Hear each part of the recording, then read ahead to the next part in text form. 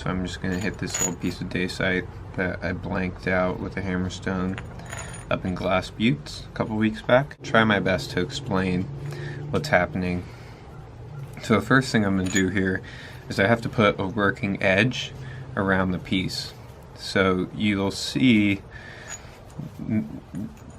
I've got a square edge here, right? So you can see there's like a full-on 90-degree square edge, and so I can't really hit that.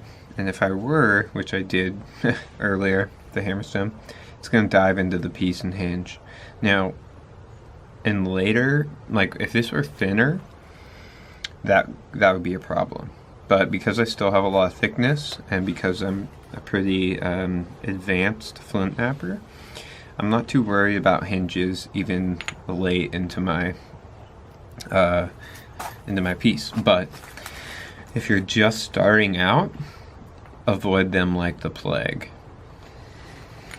By that I mean don't hinge your flakes unless you're trying to intentionally. There's definitely a benefit to be able to force a hinge or force a overshot. Man, I can barely abrade, my shoulder is so messed up. This is probably a bad idea, but I'm gonna do it anyway. Okay. Get my stuff here, and I just got all this nice raw Texas rock. I can't hit any of it. I probably won't be able to for a while. Alright. Use a heavier billet so I swing slower. This dacite, when you have a heavy billet, you can get a nice swing slow speed. Still gonna nap freehand.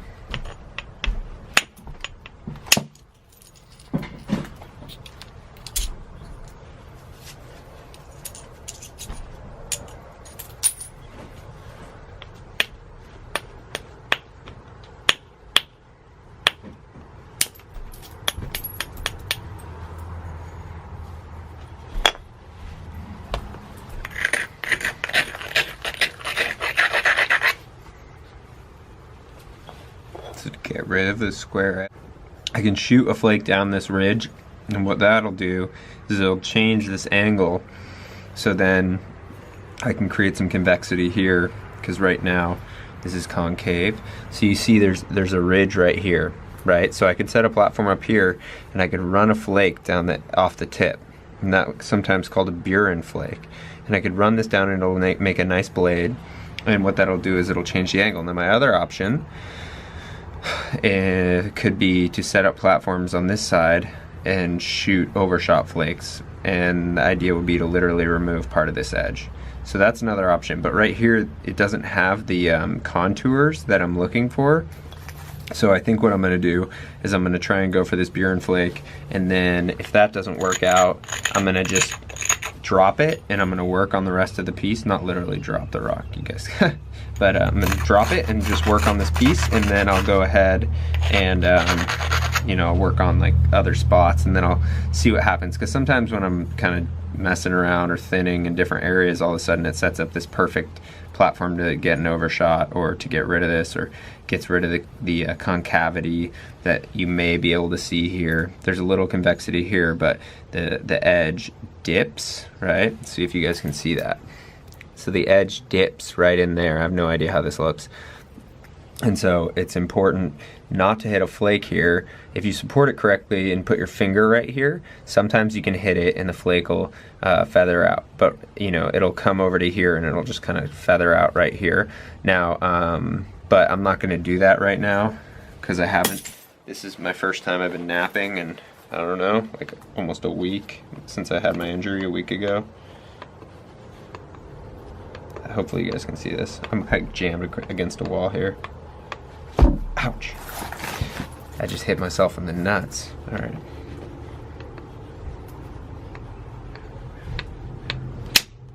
Okay.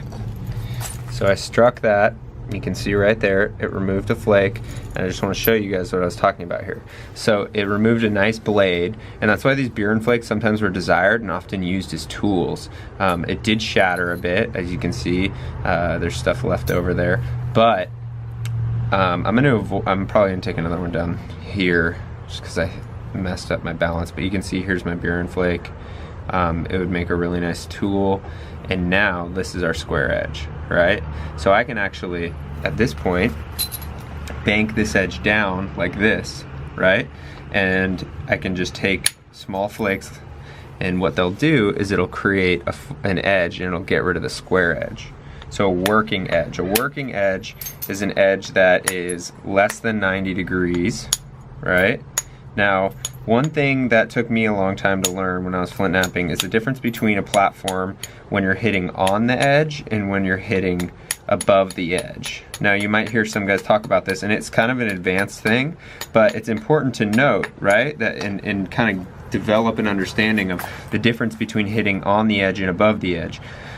Most of the time, beginner flint knappers are hitting above the edge because their skills are not good enough to build platforms to hit on the edge. So what happens is you start hitting above the edge all the time because every time you hit the edge, you haven't abraded well enough, and your flake just shatters, right? And then it creates problems in steps. So that's just one thing to think about. Right here, I'm going to just be hitting slightly above the edge, right? Because I've got a really nice steep platform. So sometimes when you have these really steep angles, and the platform is the spot in which you strike the rock, for those of you who don't know. And I'd recommend going and checking out Paleo Man Jim's like 10-part series on introductory or flint knapping for beginners, because I'm not going to waste my time talking about that stuff. He's covered it really well, better than most people can. So anyways, I'm going to hit here, and my goal is to remove a big hump off of this big hump right off of here. So what I'm going to do is there is a convexity in here, and so I'm going to put my finger right on that spot right there, okay? And what I'm going to do is I'm going to strike it, and I'm going to use my finger to pull the flake a little bit. And I don't know why, like, it could step out, but, and this is what I do for my practice swings, especially when I'm rusty. Okay, so I hit a little bit to the left of where I wanted to, but it still was right under my finger. The flake, rather than going straight across, the way I was supporting it is I had my fingers on there like that, so the flake went out to where the pressure on the rock was, which was in this way. And one thing you'll learn if you begin to knap with freehand, which I really suggest you transition to freehand once you're comfortable, because the support is incredible. Like, you can make flakes run in directions. Like, you can hit it here and make the flake run that way by hitting it like straight on like that, and you can have a flake run all these crazy directions. So I'm going to do this again. I'm going to follow this ridge here. I'm going to hit it, always abrade, especially with copper. Again, supporting in the convexity. There we go, right? So I support, by that, I support it in the convexity, or the concavity, sorry. Been teaching a 3-day survival class, I'm all fried.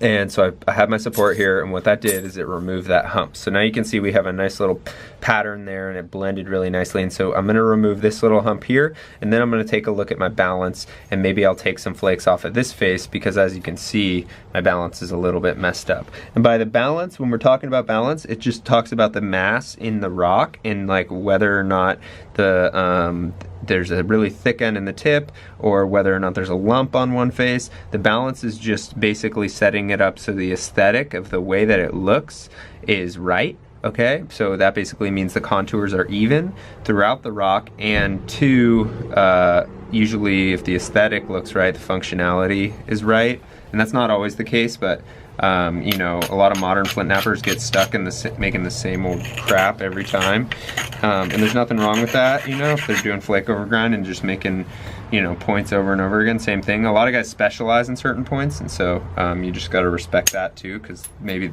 they're the best at making issue points. But a lot of guys get caught up in not doing replications and just making these like side notches over and over again, especially when you first learn. So I'd recommend looking at point types to get inspiration.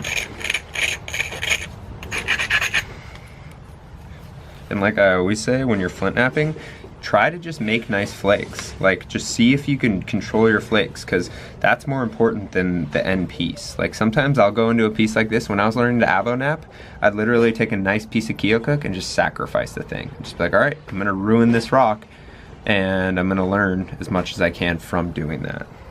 So I'm gonna hit right here, just to remove some more mass. I'm gonna do it again.